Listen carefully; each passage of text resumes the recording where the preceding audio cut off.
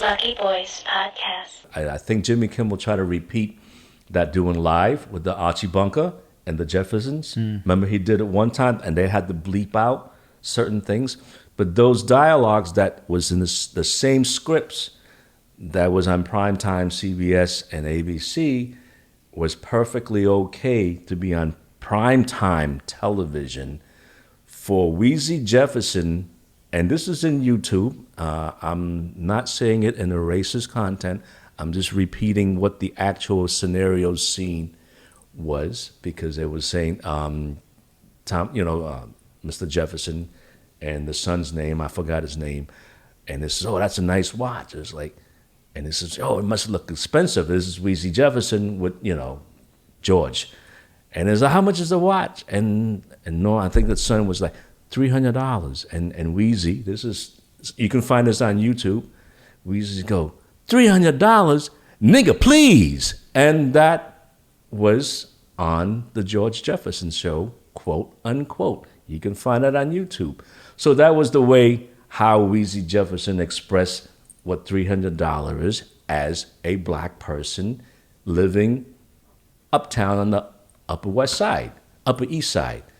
And literally, she said, nigga, please, which is perfectly normal because it was written.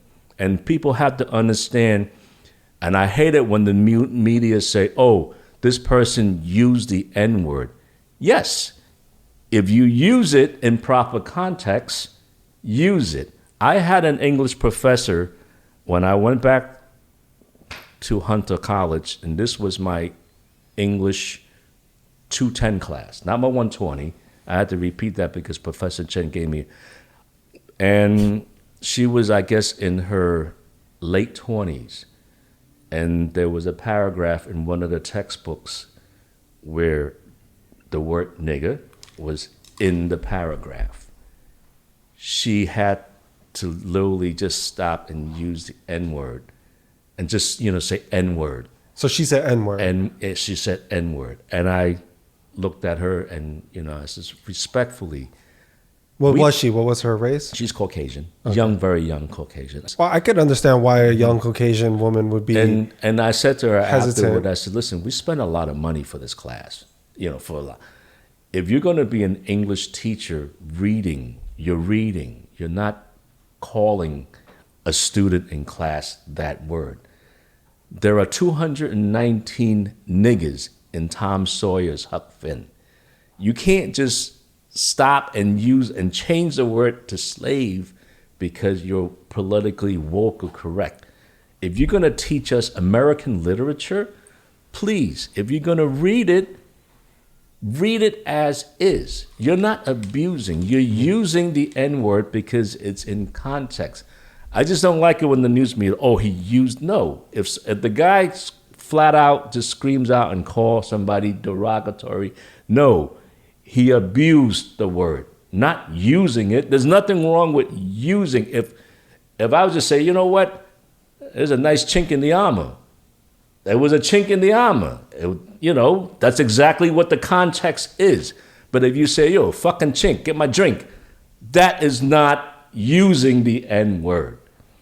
And this is what the media and political correctness to a point that everybody has to walk on eggshells to see whether, if you are making a speech or at least saying certain things, like Mr. Adams would use he didn't use it. He flat out just called these cops crackers. It wasn't used. This is a public, he said this in public? It was in recording. They have it recorded. They have it. Mayor Adams apologized for it, I think. But, he sometimes addressed some of it. Whatever, it was the way he delivered it. Mm-hmm. He meant every syllable and letter of that word. I didn't actually see that clip. Bring it up. But did he say in a derogatory term? Very derogatory way. Oh, wow. The emotion, because he oomphed it. Oh, so he leaned into it? And he used that gruff. Do with a cracker. And it's live. You can't undelete it. It's the social media. Right. He's exactly, and that's when when it was meant exactly how he delivered it, there was no hesitation. If you're saying something derogatory to trying to hurt a certain culture, that's different, right? Now, if you're a professor, I think I understand both sides. I understand your point where you're coming And from she should've because she said, wasn't by the way, using is it- it with a hurtful tonality, or it's literally just reading words that I guess are in the curriculum. However, I do understand her point of saying a hyphenated version of it, right? Because No, she just said, she literally used the word N-word instead of using the word that was written in the paragraph. And I understand that because perhaps she may feel like I'm just reading it, but she may be sensitive She to should have asked the class from the very beginning, by the way, the paragraph I'm reading has this word. Is it okay? That's all she had to do.